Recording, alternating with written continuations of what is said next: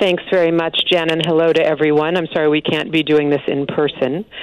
As we in the White House have continued to monitor the situation with the extreme weather in the South, I'm glad to share an update with you on what we've been doing and to provide you with some context for the beginning of this effort. As the initial storm system began to bear down on the South, I reached out last weekend on behalf of the President to Texas Governor Abbott, and then on Monday also to Louisiana Governor Edwards, Alabama Governor Ivey, Mississippi Governor Reeves, Oklahoma Governor Stitt, and Kansas Governor Kelly to offer any federal assistance that the governors might need to help their citizens to manage what we anticipated to be the brutal effects of the gathering storm. Then on Tuesday, February 16th, President Biden called a broader group of governors, and there's been extensive follow-up with respect to those governors' conversations with the presidents on specifics they discussed during that call. For example, we responded immediately to Governor Abbott's request for a federal emergency declaration. Oklahoma Governor Stitt submitted a request yesterday, and it was approved last night for a federal emergency declaration. And late last night, we received a request from Louisiana Governor Bell Edwards, and FEMA is processing that request as we speak. The President's actions authorize FEMA to provide immediate assistance to alleviate the hardship and suffering that's being caused by this emergency. And let me just note, there is a silver lining to the very dark cloud of COVID, which is that our FEMA teams have been deeply embedded for quite a long time with state emergency preparedness and response agencies across the country and in this affected region. And so there's a great deal of familiarity among the people involved in needing to work these issues now because they've been working together quite a while on COVID response. This morning, I was also in touch with the leadership of FEMA and also with the Department of Energy and our private sector partners in the electricity sector to explore whether there is anything more that we can do to provide support for our citizens across this swath of territory who are suffering from the effects of this storm. We know that there are still about 1 million or more people who are experiencing power outages in the hardest hit areas of the country, though those numbers are declining significantly. In Texas in particular, we've gone from multiple millions of people without power now to approximately 600,000 at the last data point that I received from FEMA earlier this morning. It's important to set expectations, however, that due to the nature of this storm, citizens will continue to experience rolling power outages in some communities, and that's just part of the process of trying to get power online and to get it delivered where it needs to go. In the meantime, FEMA is providing generators to support water treatment plants and hospitals and nursing homes. In Texas, it's also providing blankets and meals and other supplies as requested by the governor of Texas. I want to express our deep thanks to all of the brave first responders who've continued to deliver essential aid to those in need in these very difficult circumstances. There are many infrastructure workers who are responding under extraordinarily challenging conditions to restore energy and water systems. And there are lots and lots of citizen volunteers who've selflessly extended themselves to help others. We are urging all people affected by the storm to listen to public officials, to take precautions, to stay indoors, not to get on the roads unless they absolutely have to. I'm just going to step back and make a couple of more observations, which is that more broadly, the extreme weather events that we're experiencing this week across the central, southern, and now the eastern United States do yet again demonstrate to us that climate change is real and it's happening now, and we're not adequately prepared for it. And in particular, power grids across our country, particularly in Texas, are overloaded by the demands that are placed on them under these circumstances, and the infrastructure is not built to withstand these extreme conditions. Going forward, we will be leading an effort to strengthen and harden our critical infrastructure so that it can be prepared to meet the full spectrum of challenges that we're likely to face in the future. We know that we can't just react to extreme weather events. We actually need to plan for them and prepare for them. That's going to require the kind of technology innovation and close collaboration among the federal government, states, communities, and the private sector that enables us to incentivize the kinds of actions that need to be taken to build the kind of resilient infrastructure that we will depend on in the future.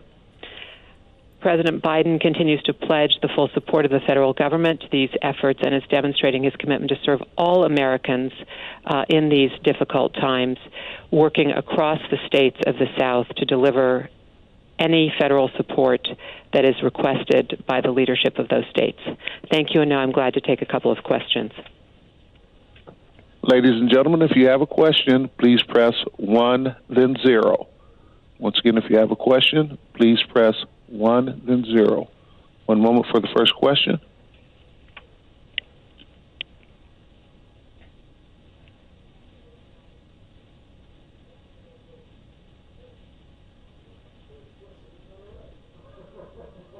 Your line may be open. I'm not sure. Art, do you want to let them know who you just... Yes, I am. One moment.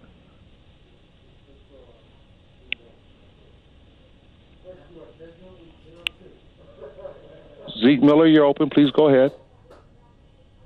Thank you so much for doing the call. In terms, can you give us a rundown of a number of the resources that FEMA has sent to Texas? You know, the number of generators, the number of meals, for any sort of data you have on that. And then to your point about hardening the grid, what role does the federal government have in making the Texas grid more resilient, given that it is largely separate from federal oversight? Let me start with FEMA. The update I have from FEMA this morning for what it has provided to Texas is, as I noted, it has moved water, blankets, shelf-stable meals, and generators and fuel to help respond to this event. Specifically in Texas, it has made 60 generators and fuel available to support critical sites like hospitals and water facilities. It has moved in 729,000 liters of water, more than 10,000 wool blankets, 50,000 cotton blankets, and 225,000 meals.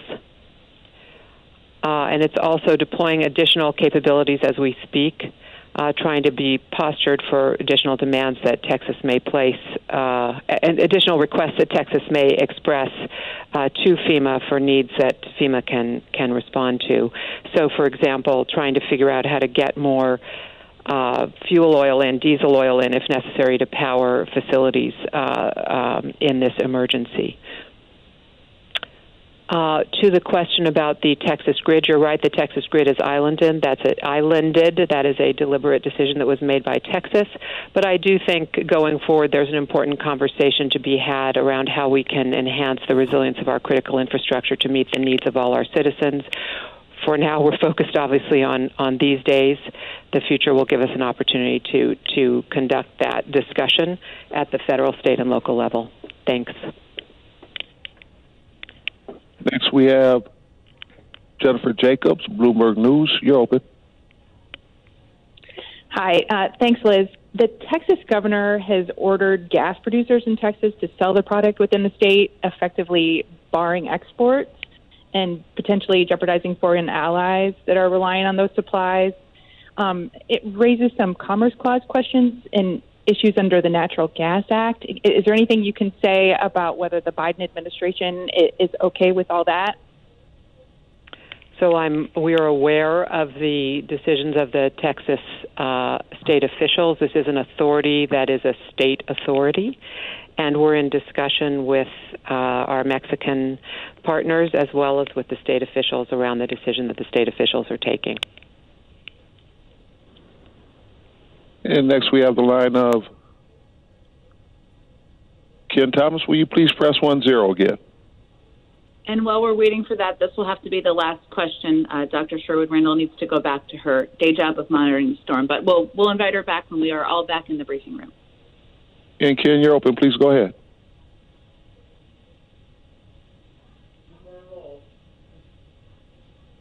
Ken, do you want to press 10 again? You took yourself out. Please press 10. You're open. Please go ahead. Yes. Can you hear me now? Great. Dr. Sherwood-Randall, what additional steps can the federal government take to relieve the power grid in Texas? I understand that the Energy Department could use some kind of emergency authority to connect Texas to the national grid. Is that under consideration? So that is actually not something that is physically feasible at this time. We have already seen the Energy Department take the decision to enable Texas to use generation capabilities that otherwise would be constrained by regulation having to do with what is emitted by those sources of supply in those generation facilities. So essentially to relax some of the standards on in an emergency for pollution so that they can generate sufficient power while some of their sources are offline or reduced.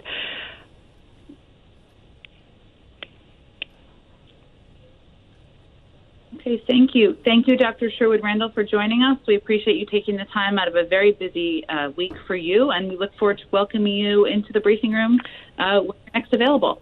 Thank you. It was a pleasure to be with you. Thank you. Bye-bye. So I have a few just more additional updates to provide to all of you, and then we will take as many questions as we can in the time allotted. First, the federal government is also monitoring the weather's impact on our vaccination efforts. We are experiencing delays in COVID-19 vaccine shipments and deliveries. CDC and federal partners are working closely with the jurisdictions as well as manufacturing and shipping partners to assess weather conditions and to help mitigate potential delivery delays and cancellations. Our COVID response team is in constant communication with local officials, hearing about what's going on the ground. By doing so, we're able to work to deploy the resources of the federal government to the extent we can to address issues related to deliveries, distribution, and vaccinations. This week, we've already had and will continue to field many one-on-one calls, correspond via email, and conduct Zoom meetings with states, tribes, territories, and key partners to remain in close contact about our vaccination efforts and the impact of the storm. We're also working with our partners to move up scheduled deliveries whenever possible and to surge shipment operations through the end of the week into the weekend. We're in conversation about extended hours and additional appointments to try and reschedule shots given the storm. Our goal is to ensure vaccine distribution across all jurisdictions is as stable and equitable as possible through this program, and we continue to work closely with jurisdictions and pharmacy partners to achieve that goal. And I would expect tomorrow that when you all have one of the 3 weekly updates from the COVID team, they will provide a more extensive update on this and also answer any questions you have about the work that they have been focused on. Second is today, President Biden's immigration bill, the U.S. Citizenship Act, will be formally introduced in Congress. This legislation modernizes our immigration system. It provides hardworking people who have enriched our communities and lived here for decades an opportunity to earn citizenship. The president's priorities reflected in this bill are to responsibly manage the border, keep families together, grow our economy, address the root causes of migration from Central America, and ensure that America remains a refuge for those fleeing persecution. The president believes all of these require immediate action that is long overdue. Immigration reform is not historically a Democratic or Republican priority, but an American one. Modernizing it is long overdue, the system. We expect elected officials from both sides of the aisle to come to the table so we can finally get this done. I also wanted to note numbers out this morning on new unemployment claims. Jobless claims increased, and for 48 weeks in a row now, new regular unemployment claims have outpaced their pre-pandemic high. Combined with stalled job growth over the last 3 months, we have a clear picture of the trouble our economy is in and the financial pain being felt by millions of Americans. Economists, experts, and leaders across the political spectrum have come out in support of the rescue plan because they know it's the best tool we have to get us through this economic storm, create millions of jobs, and get Americans back to work. Also, many of you have been asking for a preview of the president's remarks and engagement remotely at the G7 and Munich Security Conference tomorrow. So let me venture to do that, and then we'll take your questions. Tomorrow morning, or I will take your questions, I should say. Tomorrow morning, President Biden will join fellow world leaders at a virtual gathering of the G7. This will be the first gathering of G7 leaders since April of 2020. This virtual engagement with leaders of the world's leading democratic market economies will provide an opportunity for President Biden to discuss plans to defeat the COVID-19 pandemic and rebuild the global economy.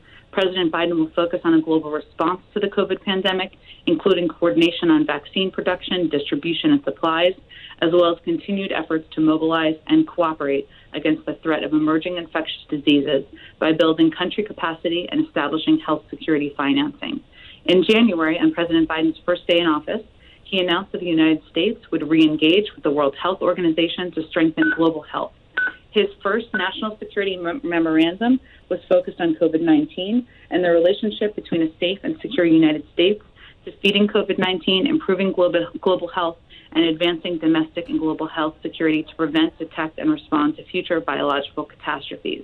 The administration has pledged the United States will join the COVAX initiative to purchase and distribute vaccines globally and through a multilateral mechanism. These global efforts reinforce the president's progress to address the COVID pandemic at home, including increasing the pace of vaccinations, instituting public health measures for safe travel, and providing schools with scientific guidance for safe operations.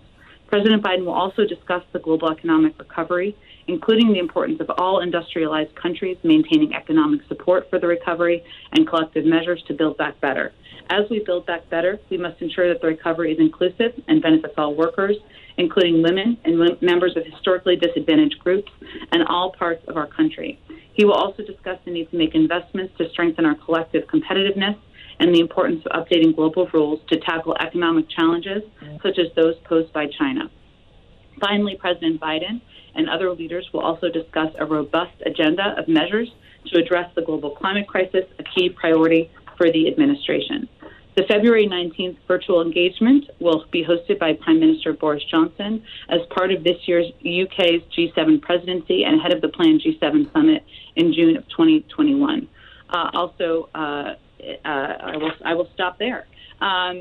With that, I'm happy to open it up and take your questions. And I want to take as many as possible. So we always love follow-ups, but we want to get to as many people as possible as we have an opportunity to do this virtually today. So, Art, we're ready to open it up.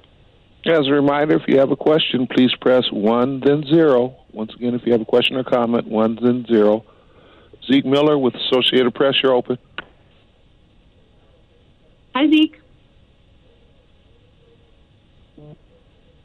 Sorry, Zeke, press 1, 0 again. You might have took yourself out.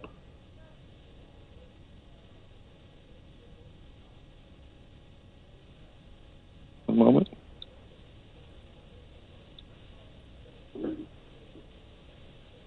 Once again, Zeke, if you're still on, please press 1, 0.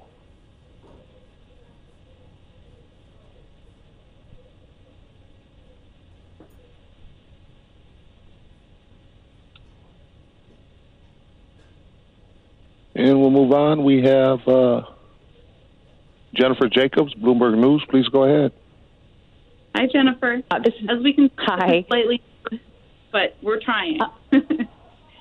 Question about reports on the recovery package being about $3 trillion for jobs and infrastructure as part of the president's Build Back Better program. Is the $3 trillion about in the ballpark that you're talking about? Well, Jennifer, let me first say that right now, the administration's sole priority, our sole priority, is getting the American Rescue Plan passed, which means getting shots in the arms of the American people, getting families urgent economic relief they need, ensuring communities have the resources they need in the fight against COVID.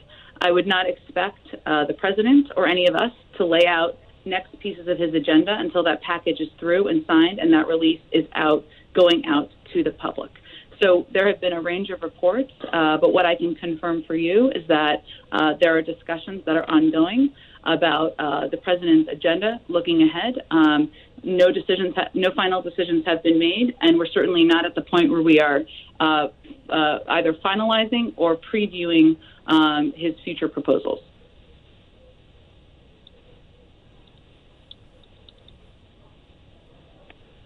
One moment. So we can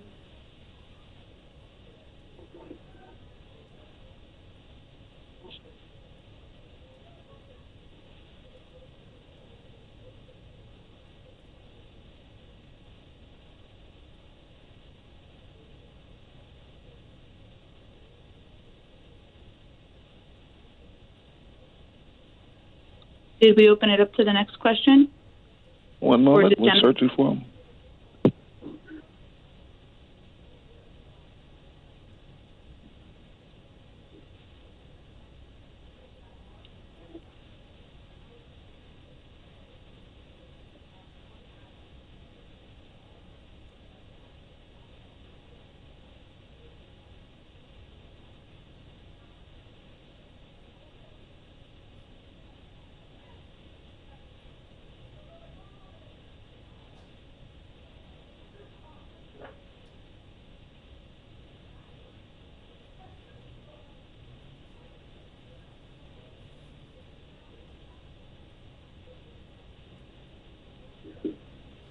Are we waiting for somebody to ask a question, or are we having a technical issue?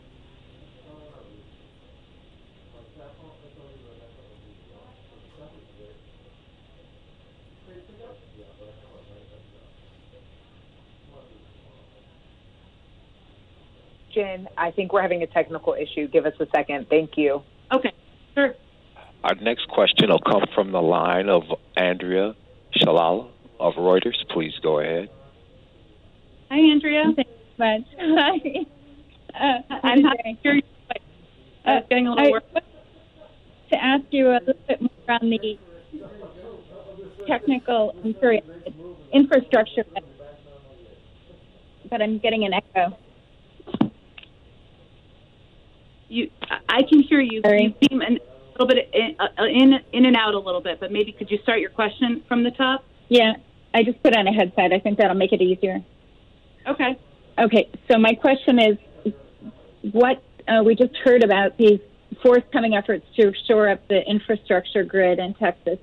Do you have any idea whether that will be included in the recovery package that you're talking about?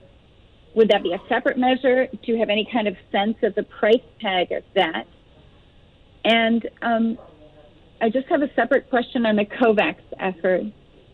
Sure. So there is a waiver that has been proposed by India and South Africa that would temporarily suspend intellectual property protection to ensure that vaccines can get to places in developing countries. Is that something that the United States supports? It was blocked by the previous administration. Well, let me first say on COVAX that I expect we'll have more news in the next 24 hours on our engagement and contributions to the overall global effort. But our commitment is to work with and through COVAX to ensure that we are both, there is equitable distribution of vaccines and funding globally, and also that there is a standard through which these vaccines are considered and distributed. I'm happy to talk to our team about that specific waiver, but again, I just wanted to reiterate that we are planning, we are committed to working through COVAX, and we'll have more on our contribution to the global effort in the next 24 hours. I believe there's also going to be a call later this afternoon to outline that in more specific detail. On your first question, can you just say that one more time? I apologize. Yeah, I basically was asking about the need to shore up the power grid that we're just seeing now in Texas, and whether that is already part of the recovery, what you're thinking about the recovery plan, whether it will be folded in, and if you have any estimates of what that specific component of recovery infrastructure would entail. Well, I would first say that, again, our sole priority right now is getting the American Rescue Plan passed. There is still more work to be done on that front. We have our foot on the gas, and we are remaining engaged with Democrats and Republicans on the Hill about moving that forward. It is not on the president's desk. It is not signed, and that relief is not in the hands of the American people. At the same time, there are ongoing discussions internally and with stakeholders in consultation about what the agenda looks like, the president's agenda looks like moving forward. But no final decisions have been made, and so I'm not in a position naturally to preview that. But I wouldn't expect that we will preview anything, or you'll hear the president talk about it until the American Rescue Plan is passed. In terms of your question about Texas, as Dr. Sherwood Randall conveyed, clearly, there is a need to assess and take a look at how we protect and support critical infrastructure across the country, including our national energy grids, and ensure that we are better prepared in the future. There's plenty of time to have that conversation. Right now, our focus is on working every lever that we have at our disposal through the federal government to get relief to the people of Texas. So I don't have anything to preview for you other than to convey that our focus is on the emergency at hand, and that is what we are putting our internal and interagency efforts on. And Jen, can I just follow up? Has President reached out to Governor Abbott and asked him to try to fix the facts in terms of cause right? I apologize, Andrea. You're kind of coming in and out. Can you just start that again? I heard Governor Abbott, but I didn't hear the rest of the question. Okay. Has the president reached out to Governor Abbott to ask him to stick to the facts on the cause of the The president spoke with Governor Abbott, I believe it was 2 days ago, and conveyed his commitment to helping utilize the resources available from the federal government to help the people of Texas. We are engaged at many levels, as Dr. Sherwood Randall conveyed, with governors, with members of their teams, with FEMA, with local authorities to ensure that relief is getting into the right hands and into the right communities. But I don't have an additional call to read out for you now. Thank you. Our next question will come from the line of Nancy Cordes of CBS News. Please go ahead. Hi, Nancy. Hi, Jen. How are you? Thank you for doing this remotely.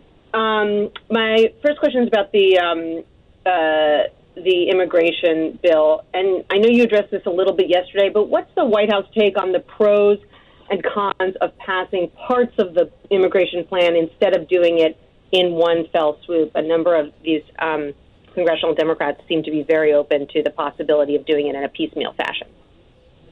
Sure. Well, first, the bill being introduced today represents much of President Biden's vision, which includes addressing some key components of what he feels needs to be modernized in our system, including providing an earned path to citizenship, which includes, of course, Dreamers, responsibly and effectively managing our borders, investing in smart security, and addressing the root causes of migration from Central America. He feels each of these components are vital and imperative to address our outdated immigration system. Now, he also, having served in the Senate for 36 years, is no stranger to the process of a bill becoming a law, and he is looking forward to working directly with members, hopefully both parties. Immigration reform, I should say, has not historically been a Democratic or Republican issue, to determine what the path forward looks like. And he is all too familiar, or very familiar, with the fact that a bill proposed does typically not look like the final bill signed. But it is just being formally proposed today. We are eager to work with Democrats, Republicans, members of the CHC, others who have been working passionately on these issues for a long period of time. And at this point, he's just looking forward to having a bill to sign at his desk. Thanks. And then what is the White House take on this concern that has been voiced by some House Democrats like Henry Cuellar or Vicente Gonzalez, that if you put out something this ambitious this early, that it's first going to motivate a surge of migrants to try to come here, and also open up President Biden to attempts by Republicans to try to paint him as soft on immigration? Well, I would say on the fact that the president felt it was a priority to put forward an immigration bill on his first day in office just reflects his own commitment to modernizing an outdated system, and also taking every step he can to move forward from the chaos, cruelty, and confusion that was created by the immigration policies of the last 4 years. That's not a position or an approach that's being done through a political prism, but through a moral prism. What is right for the country, what is right for the millions of immigrants who are living in the shadows, and frankly, what is right for our security at the border, and what is right for addressing the root causes that led to the crises at the border that we have seen over the course of the last several years. At the same time, as we have done many times, we will continue to convey and repeat from level the fact that this is not the right time to come. We don't have the systems in place, we don't have the policies in place, we don't have the laws in place or the processing in place at the border to consider a wave of people fleeing their countries. We are. This is a priority. We're eager to get it through, and we are also going to take additional steps, as you've seen from the Department of Homeland Security and their efforts to increase processing through executive actions to inject some morality into this. system, but this is not the time to come. We are eager to move forward with this as quickly as possible, and him proposing it on the first day, moving it forward within a month, is a reflection of that priority. Thanks, Jen. Thank you, Nancy. Our next question will come from the line of Francesca Chambers of McClatchy. Please go ahead. Hi, Francesca. Hi, can you hear me? I can. Okay, great. Thank you. Thanks, Jen, for doing this. So 2 questions related to the disaster relief aid, and then something on another topic. I guess I can take them separately to make this easier. Is there federal assistance or aid available to municipalities who previously paid or are paying high gas prices for natural gas? Or does that assistance depend on a state request? For instance, the state of Missouri, would they have to make that request for a municipality? And then on a related topic, Liz Sherwood-Randall had mentioned a request from Louisiana for disaster relief aid, but what about the other states that have been affected and whose governors the president spoke with earlier this week, such as Kansas or Kentucky? Have they requested aid, and if so, when could they expect to get that? Sure. Well, Francesca, I would say typically how it works is that states request, or in coordination, of course, a declaration of an emergency, a disaster declaration, and we work closely with them at the federal level to do exactly that. We have been sharing with all of you our engagements on a daily basis, so you all are kept abreast of those conversations, but I would certainly point you to some of the state governments on what their needs are and requests, and what they've been requesting specifically of the federal government to ensure it's helping provide the assistance to the people in their states that's needed during this difficult time of the storms. It's an excellent question about municipalities. I will have to follow up with our Homeland Security team on that specific technical question, a good one, but maybe we can connect you with them directly after the briefing. Okay, and then on another topic, the Vice President said today that she views the number of women leaving the workforce as a national emergency. Does the President share the Vice President's view on that? And if so, does he plan to make a national emergency declaration and take action to address the declining number of women in the workforce aside from the stimulus package that he's presented to Congress? Well, Francesca, I would first say that this is something the President and Vice President have discussed, and he has raised in a number of meetings I have been in with him his concern about the impact of the dual crises of COVID-19 and the economic downturn on women in the workforce. As you well know, it is not just about women who are leaving the workforce now. It is about what the impact will be in future years if there are women taking themselves out of the running for moving up the corporate ladder, out of the running for seeking PhDs, for getting law degrees, women taking themselves off of the front lines of essential industries like healthcare work. That has an impact, of course, on gender equality. It also has an impact on the economy moving forward, and any economist will convey that to you. So the President has conveyed in many meetings I've been in his concern about this directly, and I know he's discussed it with the Vice President as well.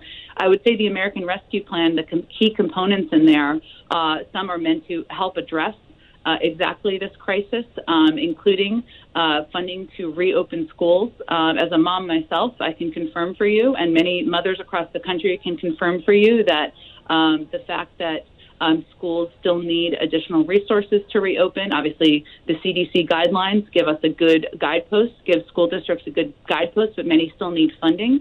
That having kids go back to school has an impact on many working mothers, of course. Also, ensuring direct relief goes out through checks. That's something that will help households, whether they are single-parent households or dual-income households where one of the individuals was laid off. 10 million Americans have been laid off, so there's no question many of them, as we know statistically, are certainly women. And certainly getting people vaccinated will help more people return to the workforce, more kids go to child care centers, and again, schools, as I said. So I would say the President recognizes the severity of this crisis, the impact on women. That's part of the reason why there are some of these key components in this package, and he certainly agrees with the Vice President's assessment. He agrees that it's a national emergency? He agrees certainly that it's an emergency and a crisis, Francesca. But I think we're going to have to move on because I want to take a few more questions, and we'll certainly connect you with on the municipalities question. Thanks, Jen. Our next question will come from the line of Jeremy Diamond of CNN. Please go ahead. Hey, Jeremy. Hey, Jen. Thanks for doing this. So on the immigration bill, obviously front burner for you guys right now is the coronavirus relief legislation. So I'm curious if you could explain on the decision to introduce this today, why now while there's clearly a higher priority for you guys as it relates to Congress? And then secondly, there isn't much in the way of new funding for border security and enforcement in this bill. I'm wondering if the president is open to increasing funding for border security, including for more wall or fencing construction, in order to get this bill through. Well, first let me say that the president introduced, or I should say, announced his plans to introduce this package, to work with Congress to introduce this package on his first day in office, because he believes that modernizing our immigration system is an absolute priority for the country, and that we are able to, members of Congress are able to move forward in negotiating the components of the package and what it will look like in a final package, even while we are pushing forward on our effort to get the American Rescue Plan passed. And as you all know, Jeremy, and many people on the phone know, there are negotiations that will need to happen. There was a reset that was really needed to get immigration bill discussed and negotiated, and that is what our effort is to do here. As you know, Representative Sanchez, Senator Menendez are starting this process, and we certainly are eager to have many more co-sponsors. Republicans join that, given that this has historically been an issue Democrats and Republicans are committed to. There is, of course, funding in here. One of the key components of the bill is investing in smart security at our ports of entry and doing it in a way that's actually effective. The funding, the entire strategy of the last 4 years was to do funding for a wall that was not effective in securing our border, was not effective in providing a pathway to citizenship, obviously, was not effective at addressing the root causes. That is not our strategy. But there will be a discussion and negotiation. We certainly understand that the sausage that comes out of the machine on the other side will look different from the sausage that's introduced today. We're supportive of that, and we'll look forward to working with Congress to get the bill moving forward. And just real quickly on another topic, Florida Governor Ron DeSantis yesterday threatened to move a pop-up vaccination clinic after facing criticism from some county officials. He threatened to move it to another county. Would that kind of action by Governor DeSantis or any other governor affect federal government shipments of vaccines to Florida and prompt the federal government to take oversight of vaccination deliveries and administration in the state? Well, first let me say that our effort to get 100 million vaccines in the arms of 100 million shots in the arms of Americans, I should say, in the first 100 days and exceed that goal is not through a political prism, and we certainly would not support any effort to have the people of Florida or any state, Democrat or Republican, blue or red, impacted by the decisions of their leadership. So no, I would not see us taking action along those lines. We have increased, as you know, Jeremy, the shipments to states by 57% since the president took office. There are a number of ways that vaccines are being distributed in Florida, but of course in states across the country. But we remain committed to doing that. And I don't have anything more on that specific report, which I had not had the chance to review before the briefing. Our next question will come from the line of Nikki Schwab of Daily Mail. Please go ahead. Hi, Jen. Can you hear me? I can. Great. Just wondering if the president has any reaction to these reports that say Senator Ted Cruz flew to Cancun amid this giant winter storm in his home state of Texas. Well, I don't have any updates on the exact location of Senator Ted Cruz, nor does anyone at the White House. But our focus is on in working directly with leadership in Texas and the surrounding states on addressing the winter storm and the crisis at hand. The many people across the state who are without power, without the resources they need, and we expect that would be the focus of anyone in the state or surrounding states who was elected to represent them. But I don't have any update on his whereabouts.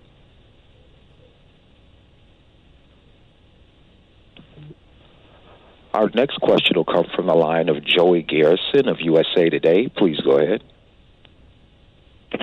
Yeah, Jen, thanks for taking this call. Can you hear me? Sure, I can. Yeah. Hi, Joey. Hey, how are you?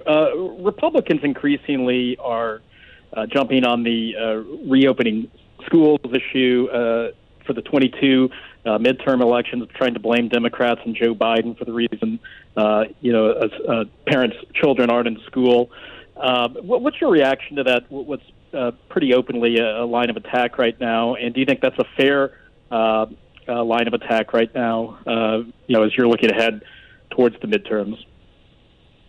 Well, let me first say on the political front that no polling I have seen has shown that is effective. And there was actually a poll out yesterday that showed that President Biden and teachers were the most trusted entities in terms of determining when schools should reopen. We obviously rely on science and rely on our health experts, and we think that reflects where most of the country want us to be. They want schools to reopen. We're also committed to doing that. So there are CDC guidelines that came out on Friday that provided a roadmap for schools to open safely. The president wants schools to open 5 days a week. He wants kids to be in school. Teachers want kids to be in school.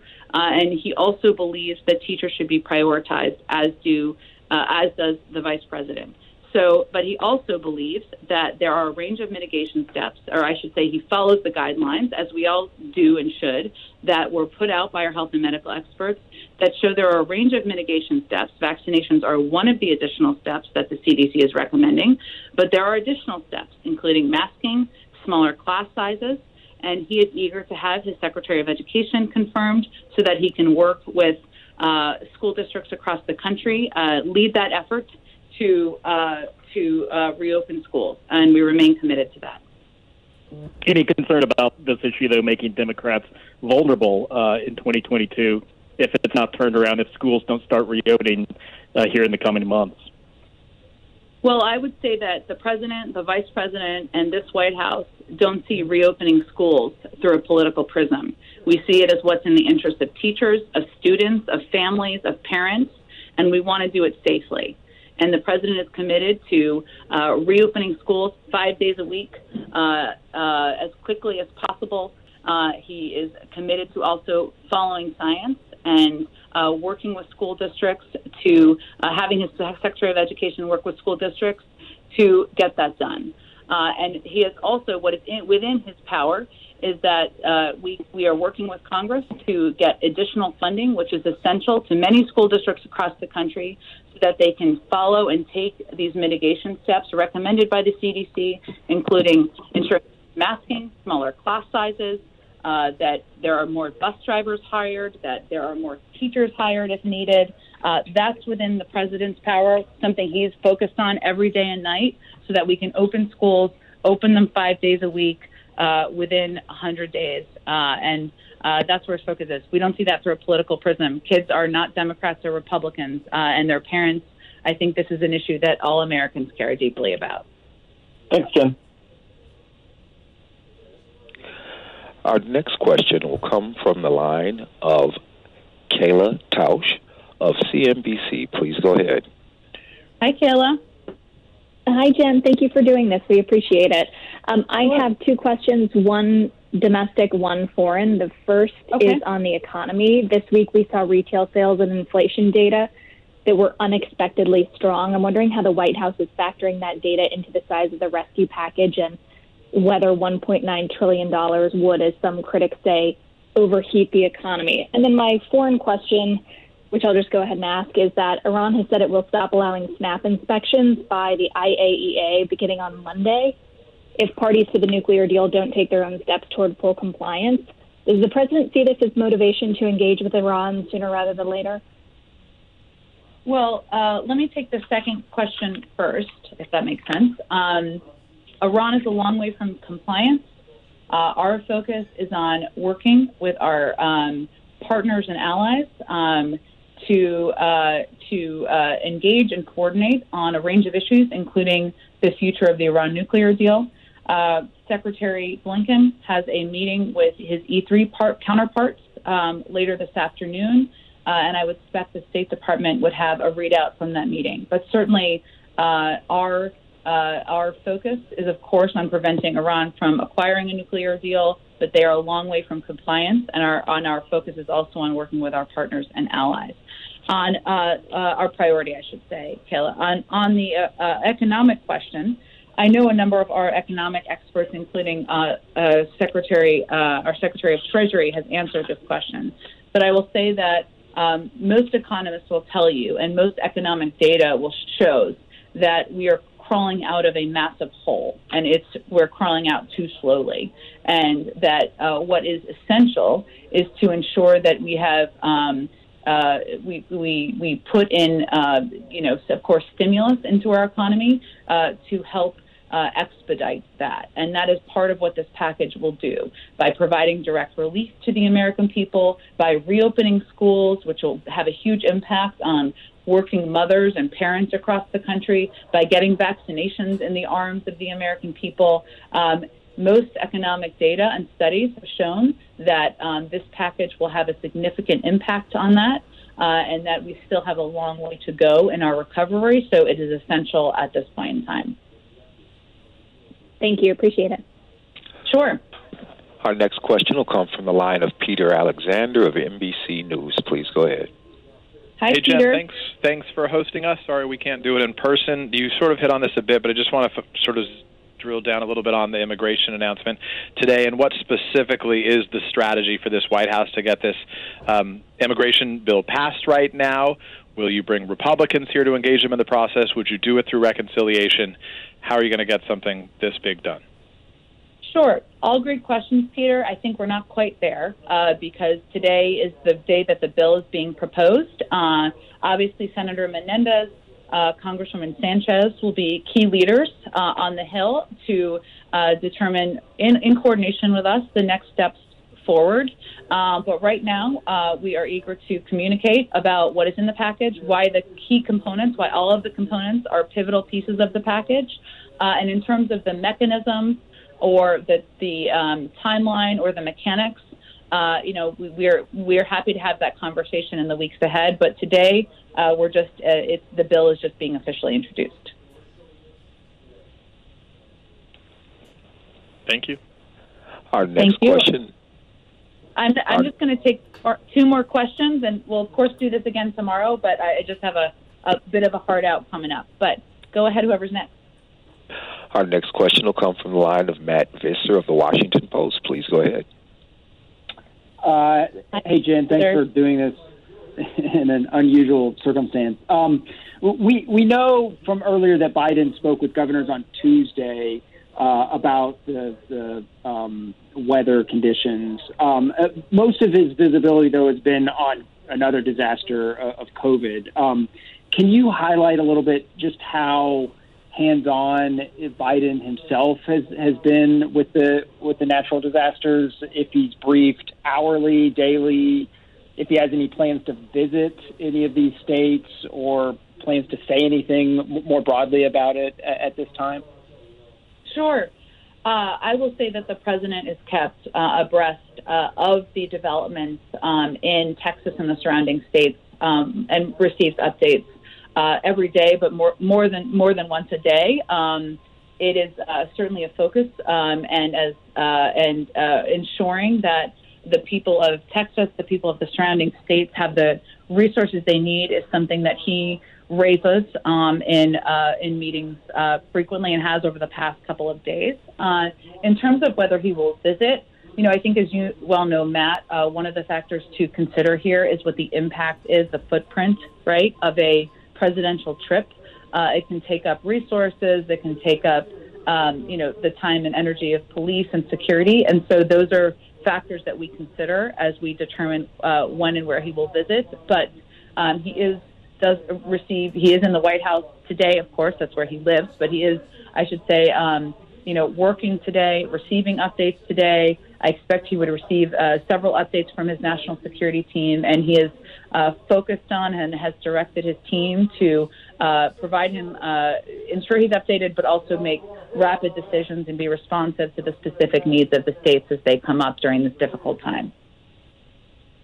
Thank you. Okay, I'll take one more question, and then we'll do this again tomorrow. Well, a different version of this, but. Our next question in queue will come from the line of Mr. James Rosen of Sinclair Broadcast Group. Please go ahead. Thank you, Jen. Can you hear me all right? I can. Hi, James. Jen, thanks for expanding the call today, and it's nice to be back with you, if only by telephone. I just wanted to follow up on the comments of Liz. To have the Deputy National Security Advisor brief us on the Texas grid collapse, it's not just the immediate logistical issues that she's grappling with. I want to ask about the nexus between energy policy and national security. As you know, Republicans in Congress and in the energy sector have been pointing out that, according to data from the U.S. Energy Information Administration, the U.S. achieved one of the core benchmarks of energy independence in 2019. That was the first year since 1957 that the U.S. produced more energy than the country consumed. And that's one basic definition of energy independence. And they claim, or they argue, that the policies being pursued by the Biden administration will sacrifice those gains. How do you persuade the American people that U.S. national security can be safeguarded by this transition to a green economy, which, of course, has never been fully developed anywhere relative to our scale? Well, James, in this White House, we like to follow the facts and also rely on experts, as you know. And I would say that, officials at the Electric Reliability Council of Texas, which operates the state's power grid, have said that the failures in wind and solar were the least significant factor in the blackouts. And there have been a range of reports that have suggested otherwise, inaccurately, but that's not accurate, according to the Electric Reliability Council of Texas. As Dr. Sherwood Randall also conveyed, clearly there is a need to assess how we protect and support our national infrastructure to ensure it's resilient and sustainable during storms, during any threats to it. And there is, of course, plenty of time to do that, and it is a priority for this administration. But right now, her focus, the president's focus, is on ensuring that the millions of people, or the many, many people across these states that are impacted, are receiving the relief and assistance they need. So we will have those policy discussions, but we are focused on the emergency at hand at this point in time. Thank you, everybody, so much for joining the briefing. I really appreciate your flexibility and getting through the technical details, and I'll look forward to talking with all of you tomorrow. Ladies and gentlemen, that does conclude today's press briefing.